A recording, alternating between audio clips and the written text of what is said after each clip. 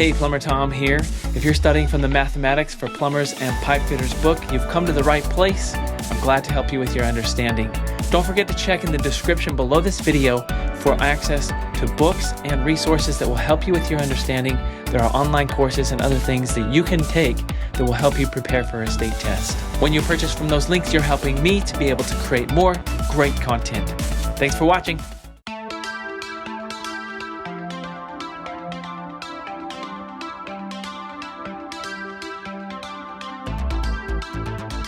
Hello and welcome back to another thrilling unit from Mathematics for Plumbers and Pipefitters.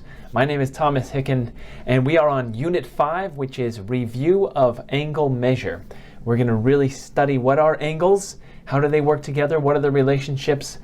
This is key information, key for your understanding to be a plumber, because as you run pipe, you use fittings that change the direction, and those changes of direction form angles.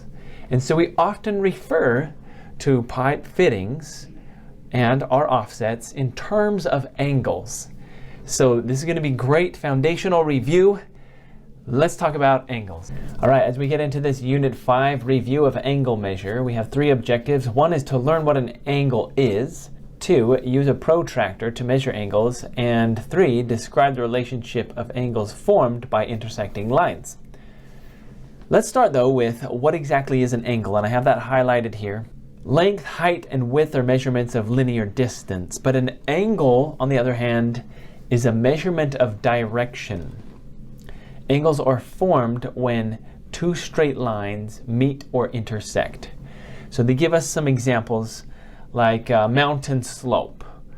The flat ground of the earth creates one line, and the slope moving up would be another. So they say, oh, this is a 20-degree angle from the flat line point of general Earth. When you're in a city in Utah, most of the cities are set up in blocks. Those blocks are created by 90-degree angles, so our streets intersect at 90-degree angles. Some of ours get a little squirrely, but you go outside of Utah and boy, roads are all over the place when it comes to angles. But this is an example of a place where we would use angles in our daily life. I like example number 4, there's a cold chisel. If we have a look at the bottom here, a cold chisel should have a certain point, and you can keep that point by grinding it if it starts to wear down. But the ideal for a cold chisel is 60-degree angle from the point. So here's just some examples of the way we might refer to angles. But in order to understand the angle, we have to understand that there's a point, and that point is the vertex. That vertex is going to be that starting point, and really for us it's our own personal point of reference. Now the text goes into the Egyptians. The Egyptians were some of the earliest that we can tell used and examined the world around them by describing it in these angles. They're the ones that came up with this 360-degree angle circle. When you go to the 360 degrees, it's actually very divisible, meaning like you can cut it in half and now you have 180. You quarter it and you've got 90. And these are numbers you can work with a little more easily. So as they saw it, you know, they saw themselves as the point of reference, and for example, the sun moving over them in the sky was moving around them. And so it had different angles or degrees as it moved.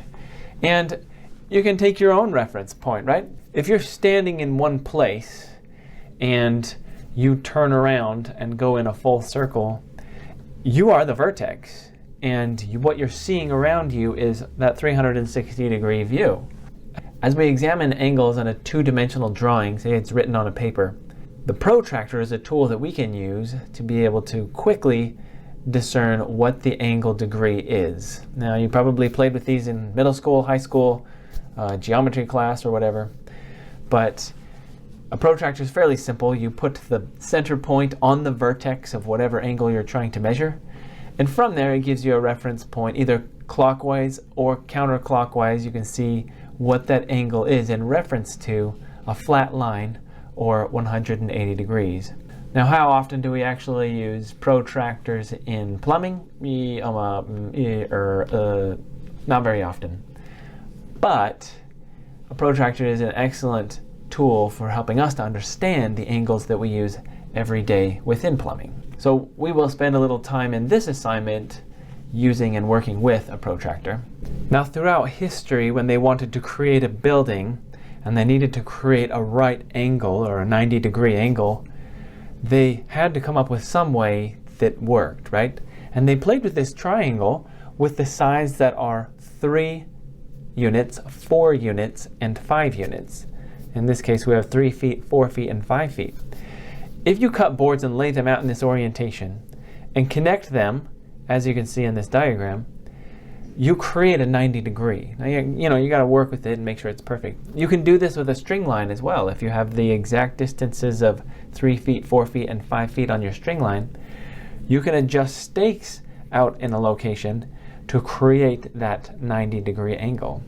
So this is a little trick for construction workers that you can check or create a 90-degree angle if you're laying out string lines or if you're laying out walls in a building. Of course, nowadays we have, a square and other tools that give us that 90-degree angle. But prior to that, for centuries, builders could create their own 90-degree angle measuring tool by using this simple triangle. On the next page, we find a number of facts dealing with angles and measurements of angles that are really important for us to remember. So let's focus on this one. The sum of the angles in a triangle will always equal 180 degrees. We have a 60-degree angle, a 90-degree angle, and a 30-degree angle. If we add those all together, 60 plus 90 plus 30 is 180, and this is true of any triangle that you create. Another important fact when it comes to angles is that when we have 2 intersecting lines, it creates multiple angles. And in this diagram, we see those as A, B, C, and D. Note that A and B are across from each other, and because of their relation to those intersecting lines, those angles are equal. Same with C and D. As we look across those intersecting lines, C and D are equal in their angle measurement. The next important fact you need to know is that alternate and corresponding angles have a relationship as well. Take a look at these lines. We have 2 lines that are parallel and one that is intersecting on an angle. As we examine the angles, we can see that the angle Y and the angle X are the same, and the angle M and the angle K are the same. So this is an example of the alternate angles where you have M and K are alternate. Let's have a look at corresponding angles. The corresponding angles, as we've added some more letters in here to represent angles, let's examine one set at a time. We have angle Z and angle M. Notice how they are corresponding in their relationship to those intersecting lines, and they are the same. We have angle W and angle Y. Similarly, they are corresponding in relation to the lines. They are the same. Angle X and angle N are the same, and angle K and angle L are the same. So this is an important thing to understand as we look at the lines and the angles that they create. Unit 5 gives us some sample problems. We're going to look at this diagram, and it says solve for the number of degrees in each lettered angle. So we're given a box. Some of the angles are defined for us. There's an intersecting line. Some of the angles are represented by letters. Let's figure those out. Number 1, angle C. Angle C, we can figure, is 60 degrees because in the upper left-hand corner of the box we have an angle that is 60 degrees, and these are alternate angles across an intersecting line. So we figured that one out. Now let's go to A. A is up there by that 60 degrees that's given to us.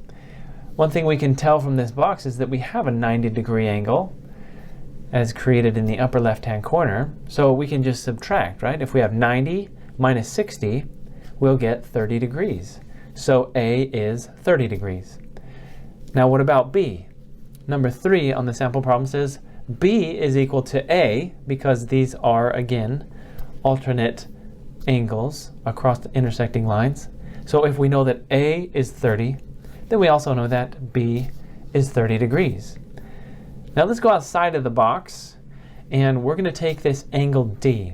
If we were to extend the lines out past the box, we can see that D is across the intersecting lines from C. So D and C are equal, and therefore D would create a 60-degree angle. All right, now it's your turn to do some work with angles using a protractor.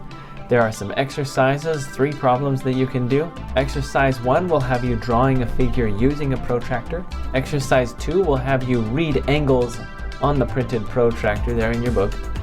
And exercise 3 will have you taking measurements of angles using a protractor. So if you don't have one, see if you can round one up. Take care of your exercises, and I will see you next time.